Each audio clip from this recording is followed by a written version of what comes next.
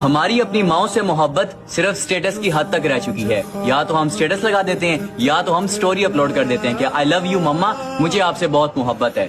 मुझे एक बात बताइएगा कि वो माँ जिसने हमें 9 महीने अपने पेट में रखा, वो माँ जिसने हमारे लिए हमारे बाप की गालियां सुनी, वो माँ जिसने हमारे लिए हमारे बाप से मारे खाई लेकिन फिर भी हमारे बाप को छोड़कर नहीं गई, क्यों? उसकी वजह हम लोग थे। वो माँ जो हमें दुनिया में लेकर आई, वो माँ जिसने हमें बोलना सिखाया, वो माँ जिसने हमें चलना सिखाया, वो माँ जिसने हमें आज इतना काबिल किया कि हम लोग किसी के सामने बैठकर बात कर सकें। मतलब हमें क्या लगता है कि हमारी वो माँ सिर्फ आई लव यू के मोहताज है, हम बड़ा कोई एहसान उस पर चढ़ा देते हैं आई लव यू लिखकर। कभी अपनी माँ के पास बैठे हो आज तक? कभी अपनी माँ से पूछे क्या तुझको टेंशन है? या कभी अपनी माँ के पास बैठे हो उसकी टांगे दबाई हो? कभी अपनी जिंदगी में सिर्फ वक्त बता दो।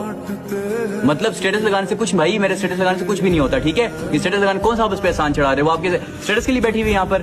कभी उसके पास बैठे हो, कभी उससे पूछा कि तुझे कोई टेंशन है? कभी उसकी टांगे दबाई है? अपनी जिंदगी में थोड़ा टाइम अपनी माँ के लिए भी निकाल लिया करो। वो औरत है जिसने हमारे लिए अपनी जवानी बर्बाद कर दी है। वो औरत है जो हमारे लिए अपना पूरा घर छोड़कर आई थी हमारे बाप के साथ। तो आज तक तुम स्टेटस लगाते हो सिर्फ माँ के लिए, आई लव यू माँ, आई लव यू माँ, आई लव यू माँ। आई लव यू लिखने से कुछ भी नहीं होता, ठीक है? उसका एहसास करो। उससे पूछो कि माँ तुझे क्या टेंशन है? तेरे पास तेरा बेटा है, तेरे पास तेरी बेटी है, तो मुझे बता, मैं तेरा मसला हल करता हूँ। कभी बैठो माँ के पास, कभी पूछे कि माँ तेरे पास दवाइयों के पैसे हैं, तेरे पास खाने के पैसे हैं, तेरे पास कपड़े हैं, तेरे पास जूते हैं? कभी पूछे उस माँ से? सिर्फ आई लव यू मम्मा। हमारी अपनी माँ से